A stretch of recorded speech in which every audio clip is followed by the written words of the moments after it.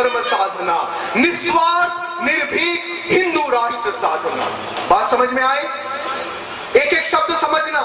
प्रभु श्री राम के जीवन का संदेश क्या है?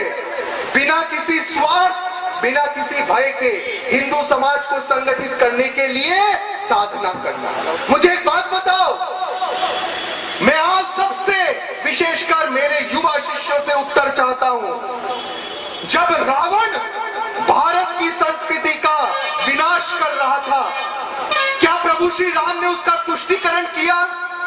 क्या प्रभु श्री राम ने रावण के सामने घुटने टेके?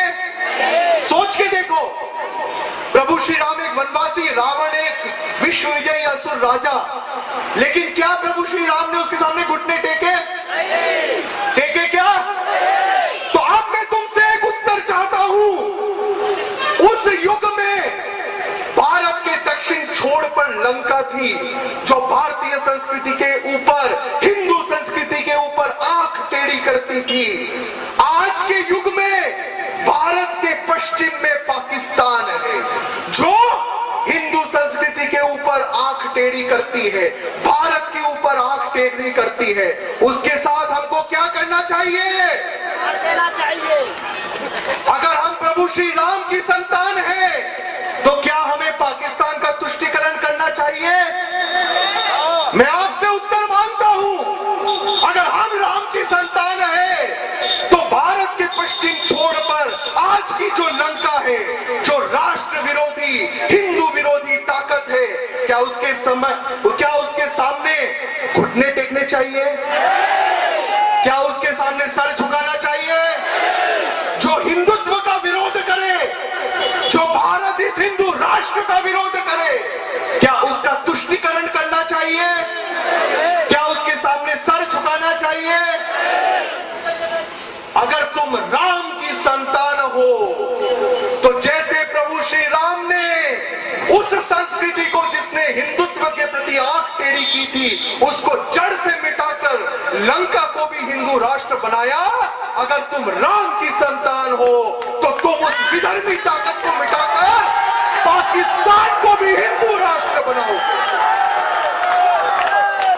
अगर तुम राम की संतान हो, तो तुम केवल ये बोल के खुश नहीं रहोगे कि भारत हिंदू राष्ट्र है, बल्कि तुम पाकिस्तान को भी हिंदू राष्ट्र बनाओगे।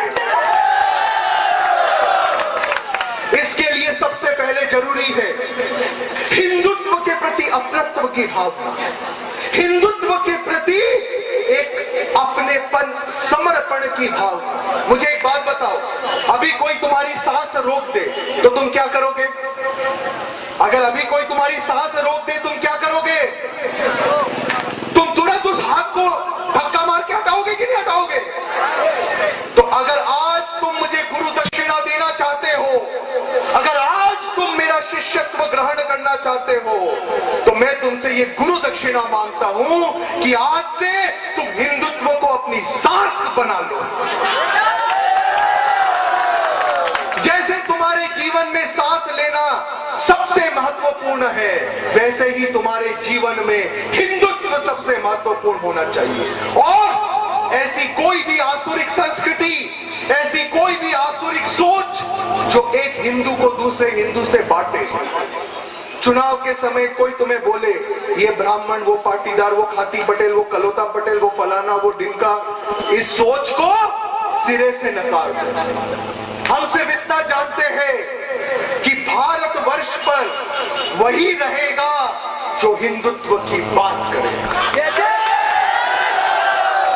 केवल एक संकल्प कि जो हिंदुत्व का वो हमारा और वो भारत का, जो हिंदुत्व का नहीं वो भारत का नहीं।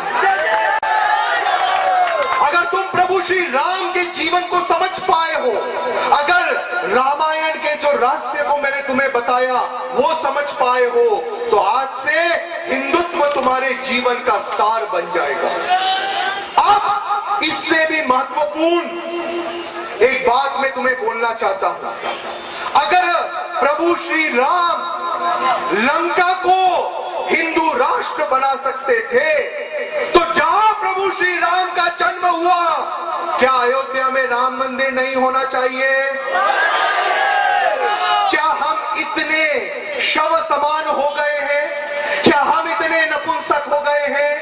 कि अयोध्या में हम राम जी का एक मंदिर भी नहीं बना सकते? क्या हम इतने कमजोर हैं? तुम लोग कमजोर हो क्या? तो जोर से नहीं बोले ना। क्या हम में ताकत है कि हम अयोध्या में राम मंदिर बनाएं? उससे भी बड़ी बात, एक बार मुझे किसी एक जन ने पूछा कि गुरुजी, राम जी तो कण कण में हैं, तो अयोध्या में मंदिर बनाने के लिए क्यों इतना दिमाग खराब करना? तो हमने उसको बोला कि बेटा, अयोध्या में राम जी का मंदिर से राम जी को कोई फर्क नहीं पड़ेगा। सही बात है, वो कण कण में है, लेकिन अयोध्या में जो राम मंदिर बनना चाहिए वो हिंदू स्वाभिमान का प्रतीक है। अयोध्या में जो राम मंदिर बनना चाहिए वो हिंदुत्व का प्रतीक होगा, वो हिंदू शौर्य का प्रतीक होगा, वो हिंदू जागृति का प्रतीक होगा, और वो इस बात का प्रतीक होगा कि अब हिंदू किसी के सामने नहीं झुकेगा।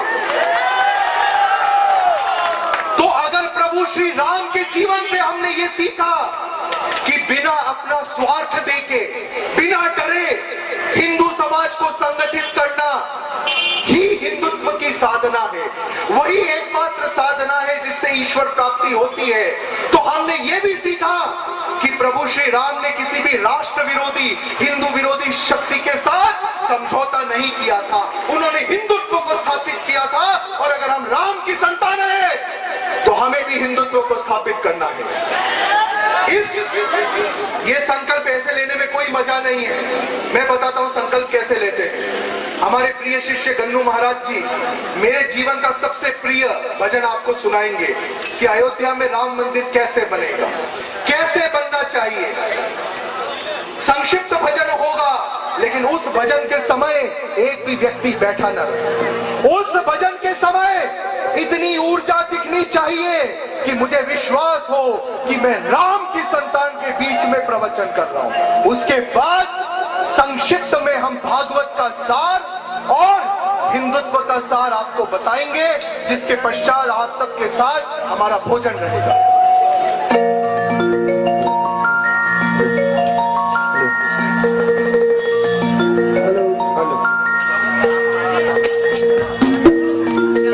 और आए बड़े भाव से दोनों हाथ ऊपर कर ले, और जो अपने आप को मान ले, कौन कौन चाहता है राम मंदिर बन जाए, जरा हाथ उठा के और आज प्रण करे गुरुदेव के जन्मोत्सव पर, और बड़े भाव से गाएं और कहे,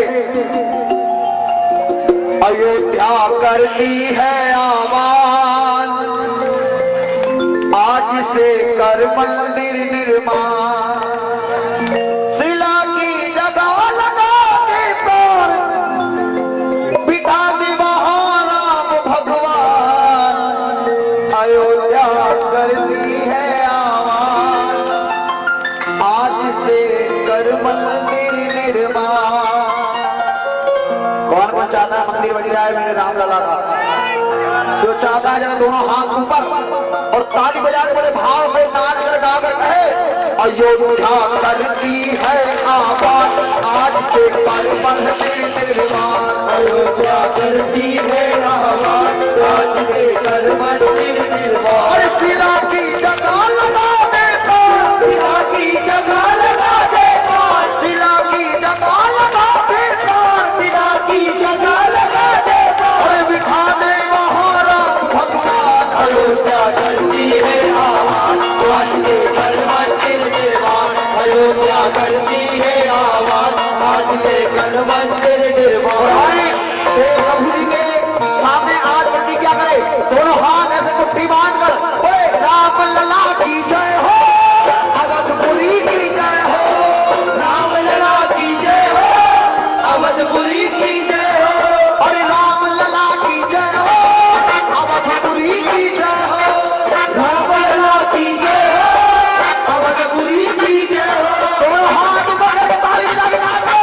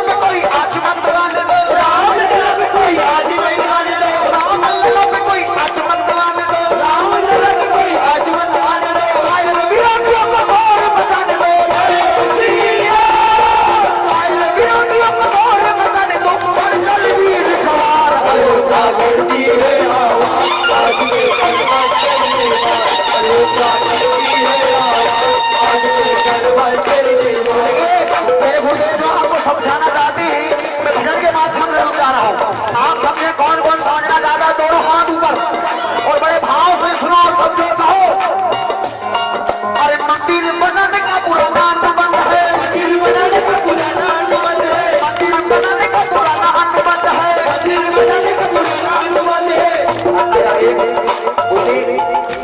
सामने वाले आनंद बोले बोले एक में सागर ये कुर्सी का मोह छोड़ दे। ये 5 साल से ज्यादा किसी के पास नहीं रहते। दोनों हाथ ऊपर और बिल्कुल टाइट हो गए और अपनी जगह से दो भीड़ उचक के बोले क्या मंदिर बनाने का पुराना अनुबंध है, मंदिर बनाने का पुराना अनुबंध है, सब मेरे साथ पूरा पूरा प्रबंध है, सब मेरे साथ पूरा पूरा प्रबंध है, सब मेरे साथ पूरा पूरा प्रबंध है, सब मेरे साथ पूरा पूरा प्रबंध है। मंदिर बनाने का पुराना अनुबंध है, मंदिर बनाने का पुराना अनुबंध है, सब मेरे साथ पूरा पूरा प्रबंध है, सब मेरे साथ पूरा पूरा प्रबंध है। और आज भी बोले अरे विश्व हिंदू का धर्म निश्चय है, विश्व हिंदू का धर्म निश्चय है, हिंदुगिरी की झंडा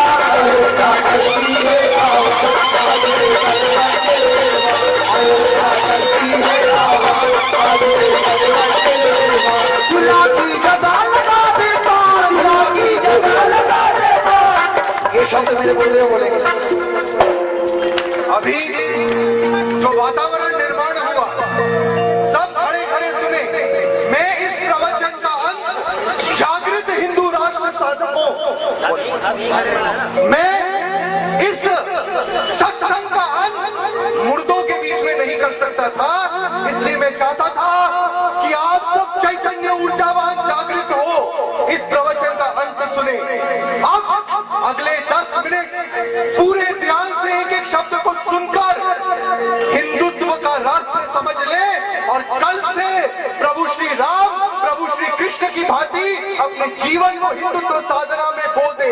एक बहुत सुंदर शब्द मैंने जिस वाक्य पर इनको रोका वो वाक्य क्या था कि शिला की जगह लगा दे प्राण, शिला की जगह लगा दे प्राण, अर्थात बलिदान के बिना हिंदू राष्ट्र नहीं बनता, बलिदान दिए बिना भारत हिंदू राष्ट्र नहीं बन सकता। इसलिए मैं आप सबके भीतर के उस भगवान श्री हनुमान को जगाने आया हूं, जिन्होंने बिना किसी स्वार्थ और बिना किसी भय के धर्म संस्थापना के लिए, हिंदू धर्म को विश्व विजयी बनाने के लिए अपना पूरा जीवन राम कार्य को छोड़ा। मुझे एक बात बताओ और मुझे आप सबसे उत्तर चाहिए, सब तरफ से उत्तर चाहिए। जब राम और रावण का युद्ध हुआ था, उस युद्ध में भाग लेने से, उस युद्ध में लड़ने से क्या हनुमान जी का कोई फायदा था? हनुमान जी का कोई व्यक्तिगत स्वार्थ था? क्या उनकी राम जी से कोई डील हुई थी कि तुम अयोध्या के राजा बन जाओ तो मुझे सरपंच बना देना, ऐसी कोई डील हुई थी? तो कभी सोचा है कि हनुमान स्वयं एक युवराज होते हुए उन्होंने राम को अपना जीवन क्यों समर्पित किया? क्योंकि अगर तुम्हें ईश्वर प्राप्ति करनी है, क्योंकि अगर तुम्हें इस जीवन में राम बनना है तो तुम्हें अपने स्वार्थ को छोड़ना होगा, तुम्हें अपने भय को छोड़ना होगा। मुझे एक बात बताओ, हनुमान जी ये भी तो सोच सकते थे ना कि राम जी, सीता जी तो तुम्हारी पत्नी है तो तुम्हारा टेंशन है, मैं लड़ने गया मुझे कुछ हो गया तो, मुझे तीर लग गया तो, रावण की तलवार लग गई तो। अगर हनुमान जी चाहते तो वो अपने आप को डरा सकते थे कि नहीं डरा सकते थे? इसलिए मेरे शिष्यों, आज हनुमान जी को आदर्श मान, ये संकल्प लो कि सबसे पहले अपने भीतर के स्वनिर्मित, मतलब खुद का बनाया हुआ आत्मघाती डर, वो भय, वो डर जो तुमने ही बनाया है और जिससे नुकसान तुम्हारा ही हो रहा है, उस डर को तुम अपनी चेतना से मिटा दोगे। तुम हनुमान की तरह धर्म को प्राथमिकता दोगे, हिंदुत्व को प्राथमिकता दोगे, ये नहीं पूछोगे इसमें मेरा क्या फायदा, क्योंकि अगर हिंदुत्व, हिंदू संस्कृति शक्ति विश्व विजयी बनती है तो तुम विश्व विजयी बनते हो। और अगर हिंदू संस्कृति को नुकसान होता है तो तुम भी सुरक्षित नहीं रह सकते। इसलिए अपने जीवन में हिंदुत्व को अपनी सांस बना लो। अब इस प्रवचन का अंत बना लो। अब इस प्रवचन का अंत हम आपको भागवत का रहस्य बताकर बताएंगे। आप पूछ सकते हो कि गुरुजी रामायण का रहस्य तो आधे घंटे में बताया, पर भागवत का रहस्य आप बोल रहे हो कि 5 मिनट में बताओगे, इसका क्या मतलब? तो मतलब ये है बेटा कि मैंने आपको शुरू में क्या कहा था, गंगा जी अपने आप में संपूर्ण है, वो किसी तट पर निर्भर नहीं है कि मैं मुझे काशी से ही बहना है। गंगा जी जहां से बह जाए वही तीर्थ बन जाता है। उसी प्रकार हिंदुत्व अपने आप में संपूर्ण है। तो जो हिंदुत्व राम जी के जीवन में रामचरितमानस के रूप में व्यक्त हुई, वही हिंदुत्व भागवत के रूप में, वही हिंदुत्व भागवत के रूप में कृष्ण के जीवन से अभिव्यक्त हुई। तो मूल संदेश तो एक ही है, लेकिन भागवत का रहस्य थोड़ा सा और गहरा है, समझना। और इसके अंत में मैं तुम्हें हिंदुत्व का रहस्य 2 वाक्यों में बता के इस प्रवचन को समाप्त करने वाला हूं। एक एक शब्द को पकड़ना, जो बात लोग वर्षों उपनिषद पढ़ के नहीं समझ सकते, मैं 2 वाक्यों में आपको समझा के जाऊंगा। आज घड़ी मिलाना 5 मिनट में। मुझे एक बात बताओ, भागवत का ज्ञान कहां दिया गया था? कहां दिया गया था? मुझे एक बात बताओ, अर्जुन तो भगवान श्री कृष्ण को बहुत पहले से जानते थे। जानते थे कि नहीं जानते थे? जानते थे कि नहीं जानते थे? तो अगर प्रभु श्री कृष्ण को अर्जुन जी को गीता का ज्ञान देना ही होता, तो जब बहुत सुंदर वातावरण होता, वो राजमहल में बैठे होते, एसी ऑन होता, आराम से प्रवचन दे सकते थे। 7 दिन की कथा कर सकते थे कि बेटा पहले दिन 3 अध्याय बताऊंगा, दूसरे दिन दूसरे 3 अध्याय बताऊंगा। उन्होंने कौन सा स्थान चुना? रणभूमि। यहाँ पांडव खड़े, वहां कौरव खड़े, युद्ध शुरू होने वाला है। वो कोई समय था प्रवचन देने का? वो कोई समय था? इधर से तीर चलने वाला, उधर से तीर चलने वाला, और वो बीच में खड़े हो गए और प्रवचन शुरू। वो कोई समय था? क्यों मालूम है? क्योंकि रणभूमि में उतरे बिना तुम कभी अपने भय को नहीं जान सकते। वही सही समय था, क्योंकि जब व्यक्ति अर्जुन की तरह सोचना शुरू करता है, गीता का उत्पन्न क्यों हुआ समझो, गीता की उत्पत्ति क्यों हुई समझो। अर्जुन ने प्रभु श्री कृष्ण को क्या बोला था कि मुझे रक्तपात नहीं चाहिए। मुझे क्या नहीं चाहिए? मुझे ये लड़ाई नहीं चाहिए, मुझे ये राजपाट नहीं चाहिए, मुझे युद्ध नहीं करना। तो प्रभु श्री कृष्ण ने उनको डांट के कहा था कि अरे मूर्ख, ये युद्ध क्या तेरे को राजा बनाने के लिए हो रहा है? हमारा समय इतना फालतू है कि तेरे को राजा बनाने के लिए हम पूरी शक्ति झोंक देंगे। ये युद्ध है धर्म के लिए, ये युद्ध है हिंदुत्व के लिए, ये युद्ध है भारत को हिंदू राष्ट्र बनाने के लिए। जब तक इस एक वाक्य को समझना, तो मैंने पूरा भागवत आपको एक शब्द में समझा लिया। जब तक अर्जुन ये समझ रहे थे कि युद्ध का उद्देश्य है मैं राजा बनूं, स्वार्थ था तो भय भी था। बात समझ में आई? जब तक वो क्या सोच रहा था कि इस युद्ध से मैं राजा बन सकता हूं, स्वार्थ था तो भय भी था। तभी तो डरा, तभी तो वैराग्य आया कि मैं भागूं, मुझे नहीं चाहिए। लेकिन कृष्ण जी ने उन्हें क्या समझाया? ये युद्ध तुम्हारे स्वार्थ के लिए नहीं, तुम्हारे राजपाट के लिए नहीं, तुम्हारे धर्म के लिए है। तो जब अर्जुन ने अपना मैं त्याग दिया, मुझे राजपाट चाहिए, ये महत्वाकांक्षा त्याग दी और धर्म संस्थापना के लिए युद्ध की, तो उसी अर्जुन ने भीष्म पितामह तक को समाप्त करके दिखा दिया। मैं आज इस जागृत चैतन्य हिंदू राष्ट्र साधकों के अपने शिष्य परिवार का आह्वान करता हूं कि बेटा, हिंदुत्व का रहस्य 2 वाक्यों में छुपा है। अब सबसे महत्वपूर्ण बात निकलने वाली है, कान एकदम खड़े कर लो। वो 2 वाक्य क्या है? निस्वार्थ संघर्ष ही जीवन का दूंगा। दूसरा, मेरी इस बात को ध्यान से सुनना, समझना। संघे शक्ति कली युगे, इस युग में संगठन साधना के माध्यम से ही मनुष्य ईश्वर प्राप्ति कर सकता है, स्वयं के भीतर की अनंत दिव्य चेतना को जान सकता है। पता है क्यों? आपको पता है, ये जन्मोत्सव का कार्यक्रम हुआ, मेरे कई शिष्य झाबुआ से आए हैं, मेरे कई शिष्य ग्वालियर से आए हैं इस जन्मोत्सव के कार्यक्रम में। 25 दिन से हमारे देवास के शिष्य सुबह 6 बजे निकलते थे चापड़ा और आसपास के गांव में प्रवचन करने, अपने गुरुजी की बात बताने, रात को 1 बजे लौटते थे, अगले दिन सुबह 6 बजे निकलते थे। आपने कभी सोचा है इसकी उनको कोई तनख्वाह तो नहीं? अगर वो ये सोचते इसमें मेरा क्या लाभ, मुझ पर कोई खतरा ना आ जाए, तो वो भी एक शूद्र मनुष्य बनकर रह जाते।